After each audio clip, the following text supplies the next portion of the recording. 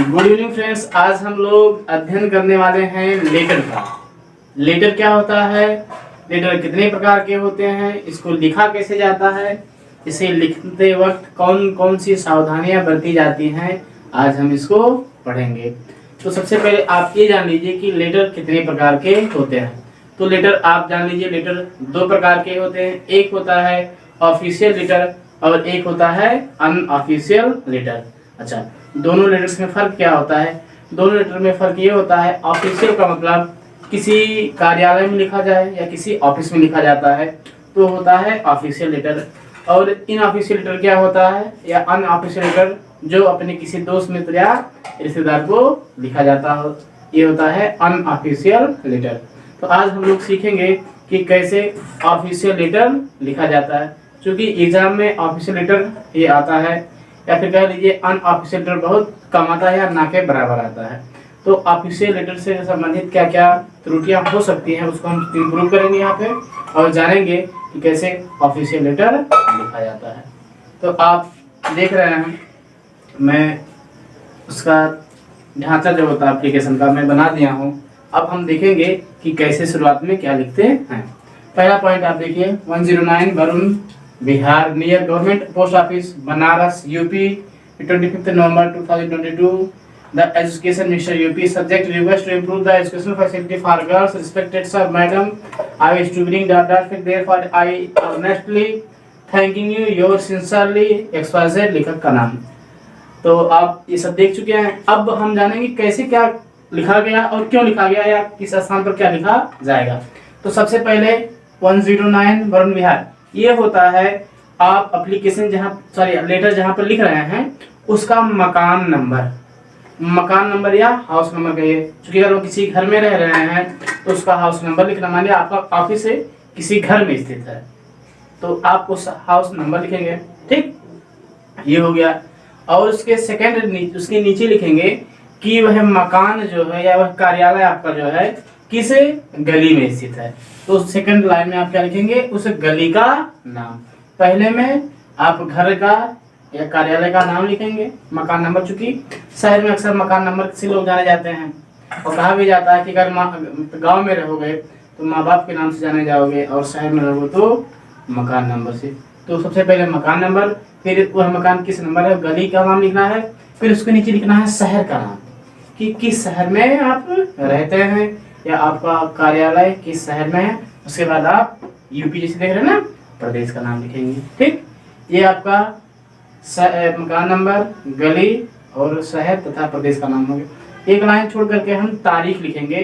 तारीख कौन सा रहेगा, वही तारीख रहेगा जिस तारीख में आप लेटर लिख रहे हैं। और तारीख को लिखना कैसे है, पहले आप तारीख लिखेंगे, फिर मंथ का नाम, उसके बाद 2020 या जो भी 30 वगैरह होगा आप लिखेंगे।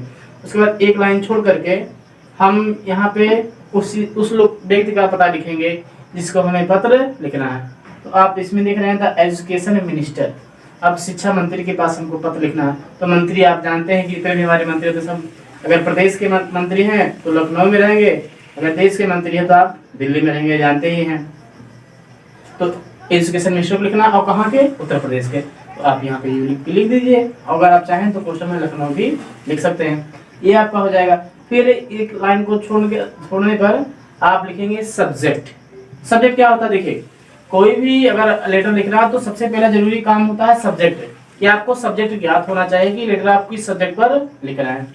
तो सब्जेक्ट आप लिख देंगे, यहाँ पे लिखा हुआ सब्जेक्ट में request to improve the educational facility for girls, मतलब प्रार्थना या एप्लीकेशन इसके लिए कि जो बच्चियों के लिए शिक्षा की क्या फैसिलिटी हो सकती है, क्या सुविधाएं हो सकती है, उस विषय पर पत्र लिखा जाए कि मंत्री जी बच्चियों को पढ़ने के लिए कौन कौन सी सुविधा दें। ये हो जाएगा। उसके बाद आप संबोधन लिख देंगे। संबोधन का मतलब अगर जिसको पत्र लिखना है अगर वो लेडीज हैं तो मैडम लिखेंगे, रिस्पेक्टेड मैडम, और सर अगर कोई जेंट्स हैं तो रिस्पेक्टेड सर लिखेंगे।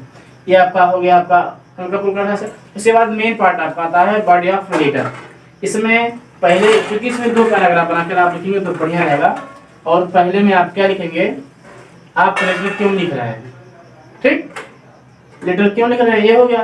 उसके बाद लेटर लिखने के बाद क्या होगा, फिर लेटर लिख दिए आप, इसमें लिखेंगे कारण, और कारण लिखने के बाद इससे होने वाले लाभ के बारे में इसमें लिखेंगे। तो ये आपका बॉडी ऑफ लेटर हो जाएगा। मतलब पूरा मैटर आपको उसी में लिखना है। और ध्यान रहे कि ये कम से कम शब्दों में लिखा जाए। अब कम से कम शब्दों का मतलब है कि 2 लाइन काम खत्म। इतने शब्द में लिखा जाए कि कम हो और आपका अर्थ भी स्पष्ट हो जाए, ये ध्यान रहे। उसके बाद आप थैंक यू लिखेंगे लास्ट में, और उसके बाद लिखेंगे आप योर सिंसियरली। इसे हम कहते हैं कम्प्लीमेंट्री क्लोज। कम्प्लीमेंट्री क्लोज मतलब पूरक बंद होता है। फिर उसके नीचे हम क्या लिखेंगे, XYZ जहाँ पे आप देख रहे हैं लेखक का नाम। किस लेखक का नाम? वही लेखक जो इस पत्र को लिख रहा है। तो इस प्रकार हम लोग एप्लीकेशन प्रार्थना पत्र लिखना, लेटर लिखना सीख लिए हैं। सबसे पहले क्या लिखा जाएगा? घर का नाम या मकान, नंबर का नाम। फिर दूसरे पॉइंट में क्या लिखेंगे? गली का नाम, उस कॉलोनी का नाम, इस कॉलोनी में वो है। क्योंकि इस कार्यालय है तो गांव में तो रहेगा नहीं। उसके बाद दिनांक लिखेंगे 25 नवंबर, जैसे आज का तारीख है, दिनांक लिखेंगे। उसके बाद फिर नीचे पत्र प्राप्त करने वाले का पता लिखेंगे। फिर जहाँ चूंकि पूरा पता लिख देंगे। फिर उससे एक लाइन छोड़ करके हम क्या लिखेंगे? सब्जेक्ट, पत्र लिखने का विषय, ये हो जाएगा। फिर संबोधन, जिसे आप लिखा जा रहा है रिस्पेक्टेड मैडम या सर करके, ये हो जाएगा। फिर ये जो आप बॉक्स देख रहे हैं इसमें आप बॉडी ऑफ लेटर लिख देंगे या सब्जेक्ट मैटर, इस विषय पर आप लिख रहे हैं। इसे हाँ लाभ या जो भी कुछ भी है आप ऐसे शब्दों का इस्तेमाल करते हुए लिखेंगे जो शब्द प्रचलित हो और अधिकतम लोग जानते हैं। कुछ शब्द ऐसे होते हैं जो आप कभी सुने नहीं रहे होंगे, तो ऐसे शब्द का इस्तेमाल ना करें, वही शब्द इस्तेमाल करें जो लोग सुने हैं। उसके बाद थैंक यू, फिर आप कम्प्लीमेंट्री क्लोज लगाएंगे। फिर लास्ट में XYZ अर्थात लेखक का नाम लिखेंगे। ये तो आपका बॉडी ऑफ लेटर या फिर कह सकते हैं स्ट्रक्चर हो गया। अब कुछ इंपॉर्टेंट लेटर जो एग्जाम ओरिएंटेड है या परीक्षा में आ सकते हैं, वह मैं भी आपको इसके वीडियो के लास्ट में आपको प्रोवाइड करवा दूंगा। ठीक, धन्यवाद।